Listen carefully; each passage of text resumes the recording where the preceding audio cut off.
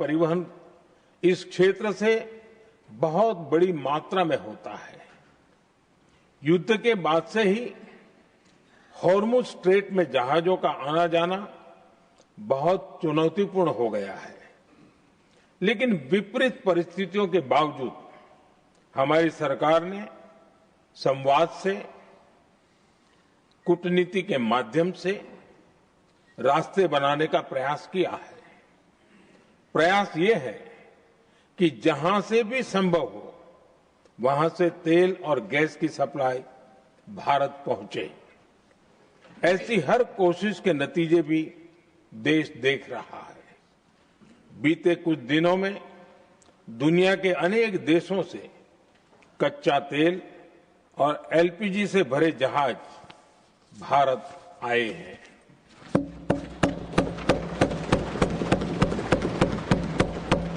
इस दिशा में हमारे प्रयास आने वाले दिनों में भी जारी रहेंगे।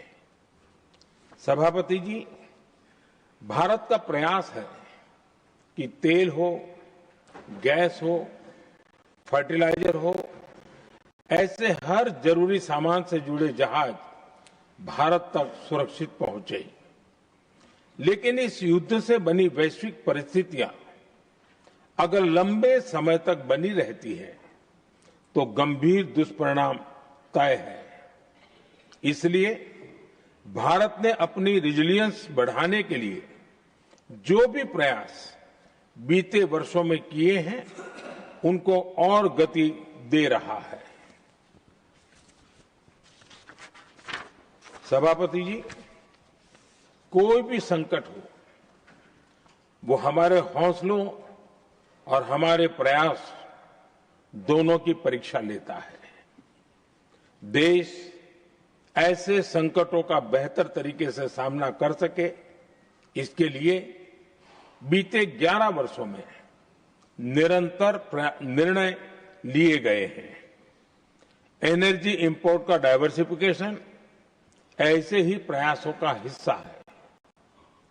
पहले क्रूड ऑयल, एलएनजी, एलपीजी ऐसी एनर्जी जरूरतों के लिए 27 देशों से इंपोर्ट किया जाता था।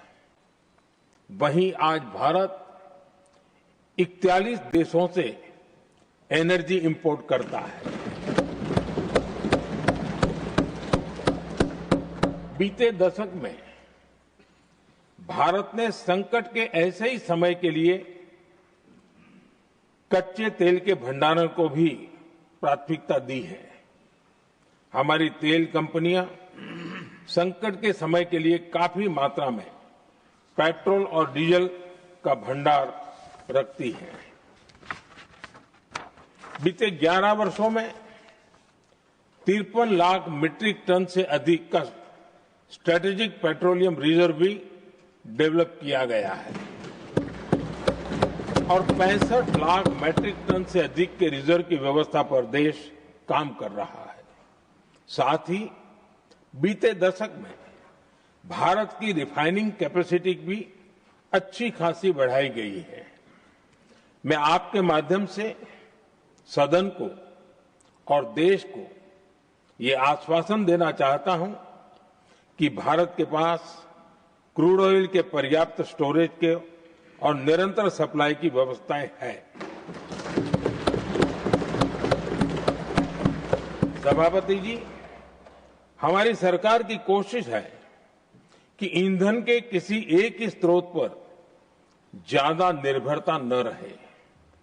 सरकार घरेलू गैस सप्लाई में एलपीजी के अलावा पीएनजी पर भी बल दे रही है।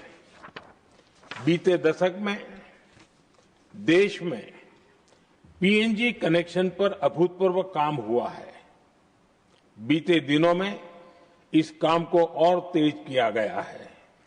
साथ ही एलपीजी के घरेलू उत्पादन को भी बड़े पैमाने पर बढ़ाने का प्रयास किया जा रहा है।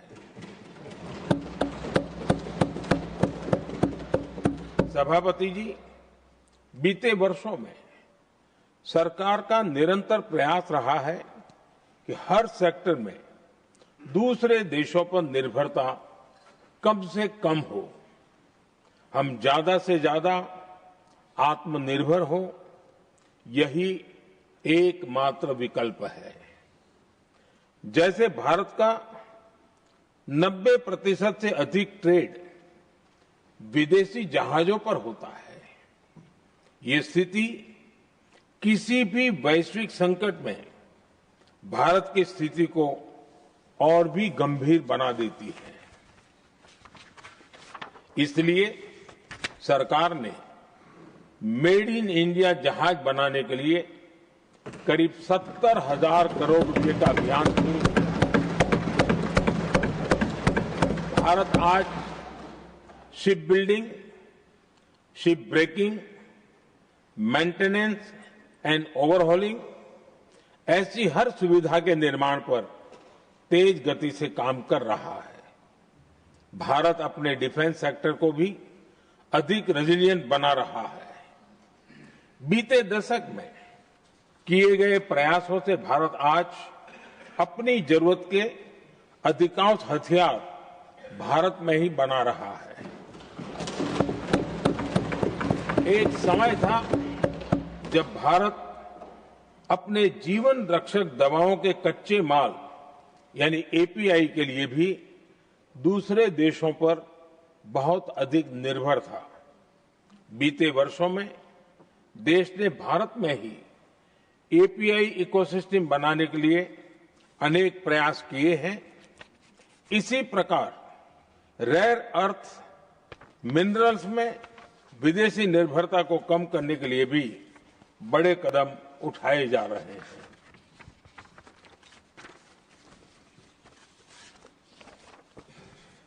आदरणीय सभापति जी, वर्तमान संकट ने पूरी दुनिया की इकोनॉमी को हिला दिया है। अभी तक पश्चिम एशिया में जो नुकसान हुआ है उससे रिकवर होने में भी दुनिया को बहुत समय लगेगा। भारत पर इसका कम से कम दुष्प्रभाव हो, इसके लिए निरंतर प्रयास किए जा रहे हैं।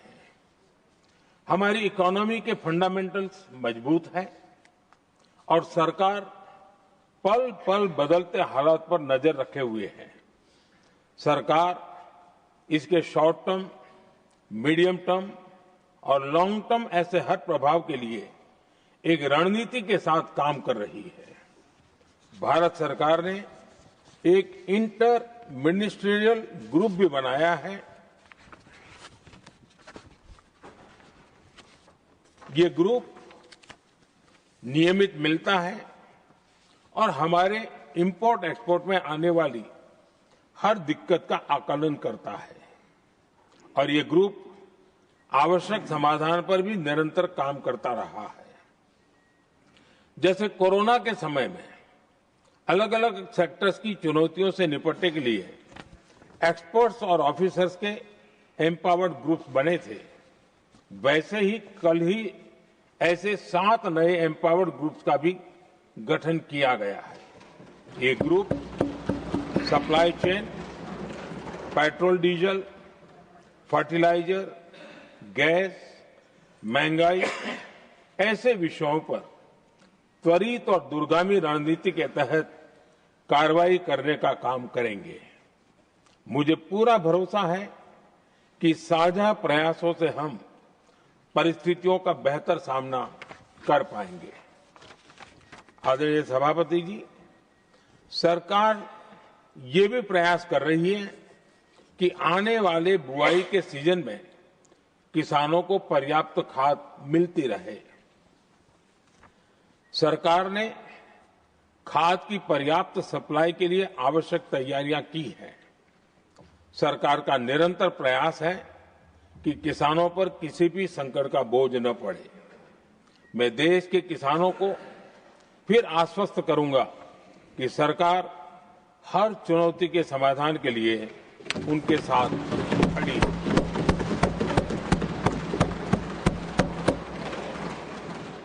आदरणीय सभापति जी, ये राज्यों का सदन है। आने वाले समय में ये संकट हमारे देश की बड़ी परीक्षा लेने वाला है और इस परीक्षा में सफलता के लिए राज्यों का सहयोग बहुत आवश्यक है। इसलिए इस सदन के माध्यम से मैं देश के सभी राज्यों की सरकारों से भी कुछ आग्रह करना चाहता हूं। संकट के समय गरीबों पर, श्रमिकों पर, प्रवासी साथियों पर बहुत बुरा असर पड़ता है।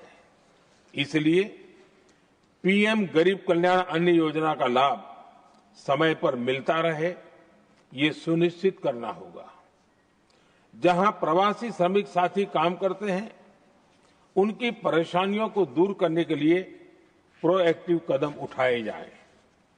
ऐसी स्थितियों पर नजर रखने के लिए राज्य सरकारें विशेष व्यवस्थाएं करें तो इससे काफी सुविधा होगी। राज्य सरकारों को एक और चुनौती पर भी बहुत अधिक ध्यान देना होगा। ऐसे समय में कालाबाजारी करने वाले, जमाखोरी करने वाले बहुत एक्टिव हो जाते हैं। जहां से भी ऐसी शिकायतें आती हैं, वहां त्वरित कार्रवाई होनी चाहिए। जरूरी चीजों की सप्लाई निर्बाध चलती रहे, ये सुनिश्चित करना हर राज्य की प्राथमिकता होनी चाहिए। आदरणीय सभापति जी, मैं सभी राज्य सरकारों से एक अनुरोध और करना चाहता हूं। संकट चाहे कितना भी बड़ा हो, भारत की तेज ग्रोथ बनाए रखना हम सभी का दायित्व है। हमें इसके लिए हर जरूरी कदम, हर जरूरी रिफॉर्म्स तेजी से करते रहने होंगे। ये राज्य सरकारों के पास बहुत बड़ा अवसर भी है। ये टीम इंडिया की भी बहुत बड़ी परीक्षा है। कोरोना के महासंकट में केंद्र और राज्यों ने टीम इंडिया बनकर कोविड मैनेजमेंट का एक बेहतरीन मॉडल सामने रखा था। अलग अलग पॉलिटिकल पार्टी की सरकारें होने के बावजूद टेस्टिंग, वैक्सीनेशन से लेकर जरूरी चीजों की आपूर्ति टीम इंडिया के प्रयासों से ही सुनिश्चित हो पाई थी। हमें उसी भावना के साथ आगे भी काम करना है। सभी राज्य सरकारों और केंद्र सरकार के प्रयासों से देश इस गंभीर वैश्विक संकट का प्रभावी रूप से सामना कर पाएगा। आदरणीय सभापति जी, ये संकट अलग प्रकार का है और इसके समाधान भी अलग प्रकार से ही तय किए जा रहे हैं। हमें धीरज के साथ, संयम के साथ, शांत मन से हर चुनौती का मुकाबला करना है। आदरणीय सभापति जी, जैसा कि हम देख रहे हैं कि इस युद्ध को लेकर पल पल में हालात बदल रहे हैं, इसलिए मैं देशवासियों से भी कहूंगा कि हमें हर चुनौती के लिए तैयार रहना ही होगा। इस युद्ध के दुष्प्रभाव लंबे समय तक रहने की प्रबल आशंका है, लेकिन मैं देशवासियों को भरोसा देता हूं, सरकार सतर्क है, तत्पर है और पूरी गंभीरता से रणनीति बना रही है, हर निर्णय ले रही है। देश की जनता का हित हमारे लिए सर्वोपरि है। यही हमारी